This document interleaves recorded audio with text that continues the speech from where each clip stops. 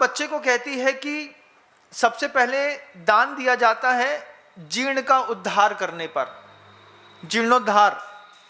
दूसरा पदिट्ठा शब्द है, प्रतिष्ठा आदि होती हैं, पंचकलनक होते हैं, कोई विधान होता है, इंद्रध्वज महामंडल विधान किया, समोषण महामंडल विधान किया।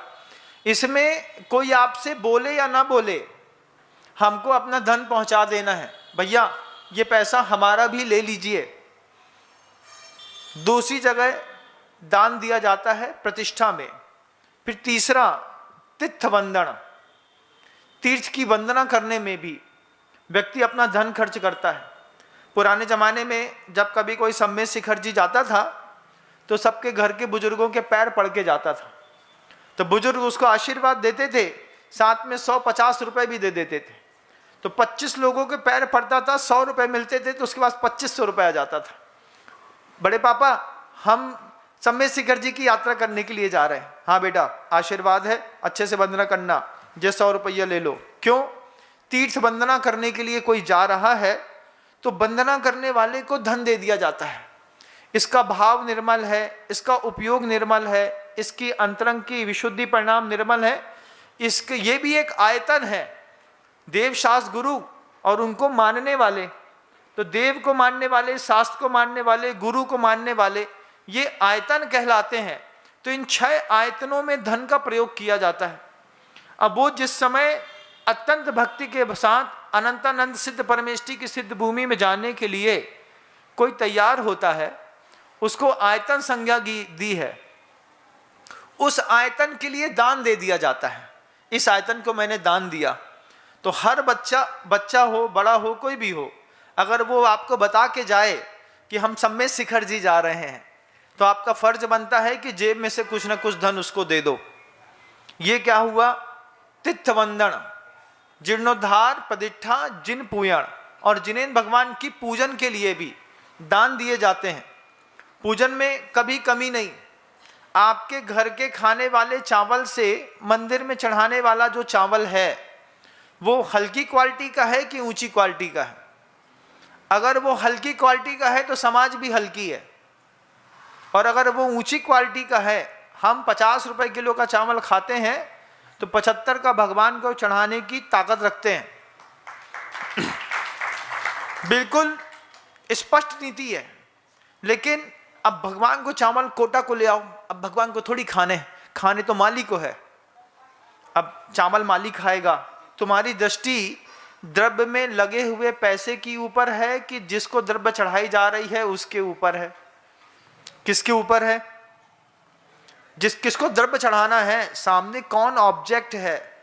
ऑब्जेक्ट में अगर तीर्थंकर परमेष्ठी है तो कभी भी हम पैसा का मुंह नहीं देखते कि कैसा द्रव्य, हल्की द्रव्य चढ़ा लो। अरे छोटी छोटी बादाम छांटने की आदत रहती ना, दुकान में जाते हैं किराना दुकान में, भैया पूजा की बादाम दे दो। अब पूजा की बादाम दे दी उसने, बड़ी बड़ी, अरे इतनी बड़ी मत दो, छोटी वाली दो। तो उसमें बोरे में एक बटोरन भी रखी रहती है, बटोरन में छोटी छोटी बादामें रहती हैं, बहुत बड़ी नहीं रहती। बड़ी रहेंगी तो 1 किलो में कम चढ़ेंगी। तो अब देखो, पुजारी को द्रव्य दिखती है और जिसकी द्रव्य पर दृष्टि है उसको भगवान कभी दिखते नहीं। तो आप मंदिर के लिए बादाम लाते हैं तो बिल्कुल छोटी छोटी वाली, ज़्यादा छोटी छोटी और दे दो और चढ़ेंगी। अब उसमें भी कुछ लोग रोज की बादामें गिन के चढ़ाते हैं। कितनी? 3 पूजा करने हैं, 3 पूजा में 3 बार फल चढ़ाना पड़ेगा, तो 3 फल ले लो, अधिकतम 5 ले लो, छठवो नहीं होने चाहिए। तो 5 फल गिन करके छोटी छोटी बादामें, उनमें भी 5 गिन के, अरे धो ली, धो करके सजा ली। अब जितनी आ गई, हमारी थाली अच्छी व्यवस्थित सुंदर दिखनी तो चाहिए। अरे ये तो ज़्यादा, इनमें तो 5 पूजा हो जाएंगी। हम 3 पूजा में 5 पूजा का द्रव्य चढ़ा देंगे, कमी नहीं रखेंगे। लेकिन हमको हमारी आंख में भी तो हमारी थाली अच्छी दिखे। अब वो थाली तो है ही नहीं महाराज, इतनी सी कटोरी रहती है, एक डिब्बी रहती है छोटी सी, उसी में दाल, उसी में चावल, उसी में चिटके, उसी में बादाम, उसी में लौंग, और बस खोल करके बैठ गए। अब एक लौंग उठाई, अष्ट कर्म दहनाय धूपम निर्वपामति स्वाहा। बहुत बड़े दानी हैं आप तो। कितना दान कर दिया तुमने बताओ। 25 ग्राम चावल चढ़ा दिए भगवान को। ये पूजा नहीं है। पुजारी कभी चढ़ाई हुई द्रव्य पर दृष्टि नहीं डालता। ऐसी द्रव्य चढ़ाता है माली गदगद हो जाता है। तुम ऐसी द्रव्य चढ़ाओ कि तुम्हारे एक दिन द्रव्य ना चढ़ाने पर माली के दिल में धक्का लगे। कैसी द्रव्य चढ़ाओ? इतनी सुंदर, इतनी व्यवस्थित द्रव्य चढ़ाओ कि माली को तुम्हारे पूजा करने का इंतजार हो, माली को तुम्हारी द्रव्य चढ़ाने का इंतजार हो। माली अगर तुम 2 दिन मंदिर ना आओ तो माली तुम्हारे घर आकर के पूछ बैठे, काहे आज जीजी बीमार पड़ गई का? काहे ऐसो काहे पूछ रहे? बोले नहीं 2 दिन से मंदिर नहीं आई। क्यों? क्योंकि अब हम देख तो रहे हैं वो पूजा नहीं करती।